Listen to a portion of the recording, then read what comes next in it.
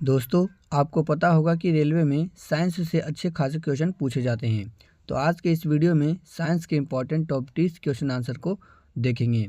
सभी प्रश्न previous year के होंगे जो एग्जाम में कई बार पूछा गया है, इसलिए सभी प्रश्न को ध्यान से पढ़िएगा।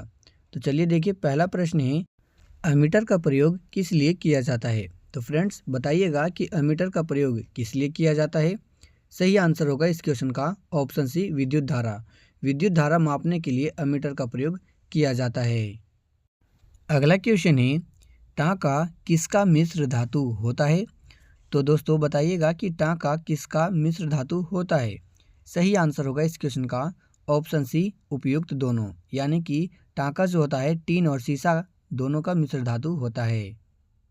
अगला प्रश्न है, अगर किसी वस्तु का द्रव्यमान पृथ्वी पर 60 केजी है तो उसी वस्तु का द्रव्यमान चंद्रमा पर कितना होगा। ध्यान देंगे फ्रेंड्स, यहाँ पर द्रव्यमान पूछा गया है। तो सही आंसर होगा इस क्वेश्चन का ऑप्शन ए, 60 केजी। अगला प्रश्न है, प्रिज्म से गुजरने पर कौन सा रंग सबसे कम विचलित होता है।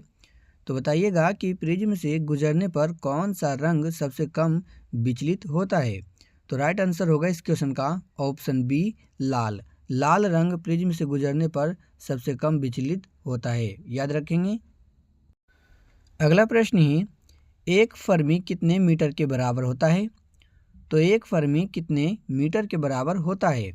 सही आंसर होगा 10 की पावर -15 मीटर।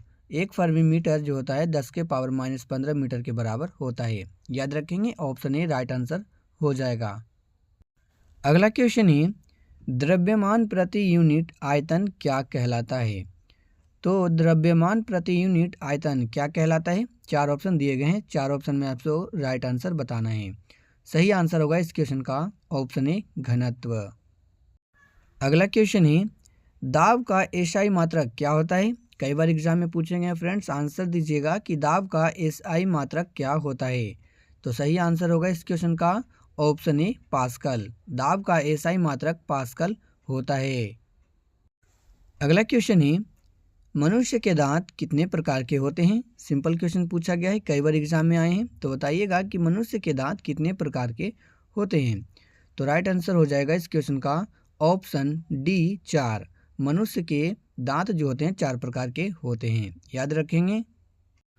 अगला प्रश्न है, गन मेटल किसका मिश्र धातु होता है।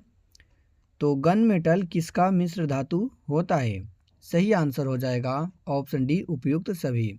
कॉपर, जिंक और टिन, इन तीनों का जो है मिश्र धातु होता है गन मेटल। सही आंसर है इस क्वेश्चन का ऑप्शन डी, उपयुक्त सभी। अगला क्वेश्चन है, विभवांतर को किस यंत्र के द्वारा मापा जाता है। सही आंसर होगा इस क्वेश्चन का option C, volt meter. Volt meter के द्वारा विभवांतर को मापा जाता है।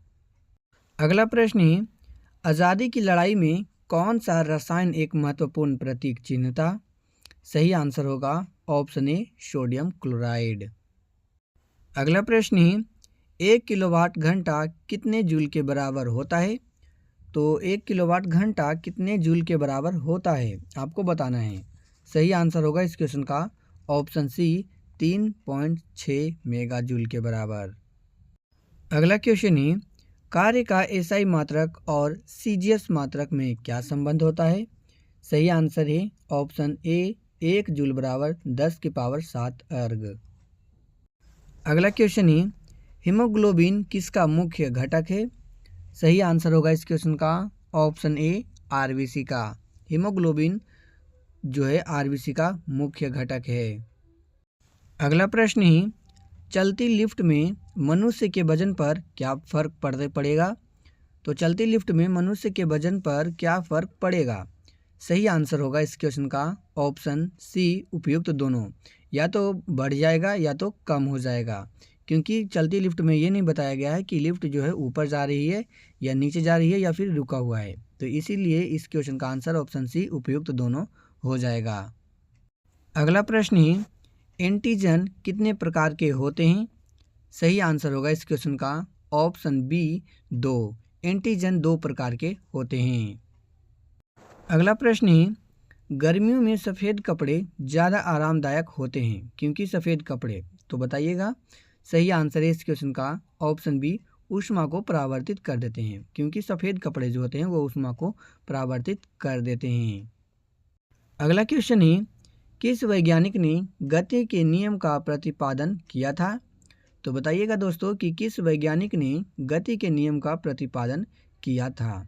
सही आंसर होगा ऑप्शन बी, न्यूटन ने गति के नियम का प्रतिपादन किया था, याद रखेंगे।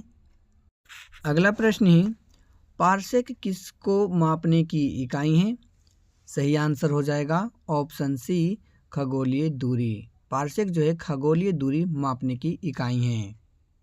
अगला क्वेश्चन है, किस वस्तु पर लगने वाला बल किसके बराबर होता है? सही आंसर होगा ऑप्शन एम ए के बराबर। अगला क्वेश्चन है, यदि चंद्रमा पर बड़ा विस्फोट हो तो उसकी ध्वनि पृथ्वी पर कितने देर में सुनाई देगी? सही आंसर होगा ऑप्शन बी, कभी भी नहीं, कभी भी सुनाई नहीं देगी। अगला क्वेश्चन है, पौधे का कौन सा हिस्सा पानी और खनिज का परिवहन करता है? काफ़ी बार पूछे गए एग्जाम में कि पौधे का कौन सा हिस्सा पानी और खनिज का परिवहन करता है? सही आंसर होगा ऑप्शन ए, जाइलम। याद रखिएगा फ्रेंड्स कि पौधे का जो है पानी खनिज का परिवहन जाइलम करता है। नेक्स्ट क्वेश्चन है, प्रकाशीय तंतु में प्रकाश किस सिद्धांत पर कार्य करता है? सही आंसर होगा इस क्वेश्चन का ऑप्शन बी, पूर्ण आंतरिक परावर्तन। अगला क्वेश्चन है, ऑटोमोबाइल से निकलने वाला सबसे विषैला धातु प्रदूषक कौन सा है? सही आंसर होगा इस क्वेश्चन का ऑप्शन बी, लेड। अगला क्वेश्चन है, एलईडी किस सिद्धांत पर कार्य करता है? तो याद रखेंगे सही आंसर होगा इस क्वेश्चन का ऑप्शन ए, अग्र अभिनति। नेक्स्ट क्वेश्चन है, प्रकाश का पानी में वेग कितना होता है? सही आंसर होगा इस क्वेश्चन का ऑप्शन ए, 2.25 गुने 10⁸ मीटर प्रति सेकेंड। नेक्स्ट क्वेश्चन है, आँखों के सफ़ेद परत को क्या कहते हैं? तो सही आंसर होगा इस क्वेश्चन का ऑप्शन सी, उपयुक्त दोनों। यानी आँखों के सफ़ेद परत को श्वेत पटल या स्क्लेरा बोलते हैं, तो इसलिए इस क्वेश्चन का आंसर ऑप्शन सी हो जाएगा। अगला क्वेश्चन है, जीवन की मूलभूत इकाई क्या होती है? सही आंसर होगा इस क्वेश्चन का ऑप्शन डी, कोशिका। जीवन की मूलभूत इकाई कोशिका होती है।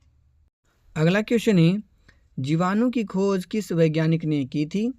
तो बताइएगा दोस्तों कि जीवाणु की खोज किस वैज्ञानिक ने की थी?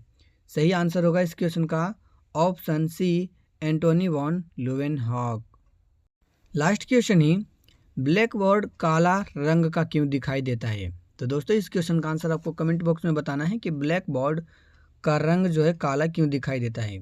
तो दोस्तों ये थे साइंस के कुछ important question answer. Comment box में बताइएगा कि आपने कितना प्रश्न सही किया। इसी तरह जीके जीएस से रिलेटेड इंपॉर्टेंट वीडियो पाने के लिए चैनल को सब्सक्राइब जरूर कर लेंगे। इस वीडियो में इतना ही, मिलते हैं अगले किसी नए वीडियो में किसी नए टॉपिक के साथ।